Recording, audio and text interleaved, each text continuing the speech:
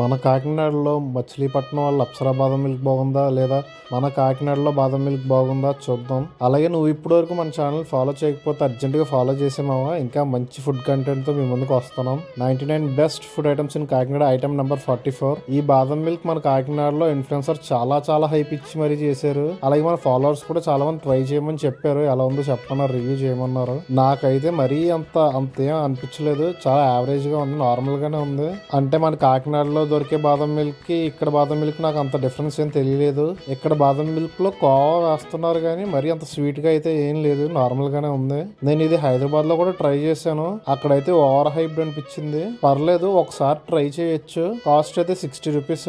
Next వీడియోలో కాకినాడ దగ్గరలో famous బాదం మిల్క్ వీడియో చేస్తాము.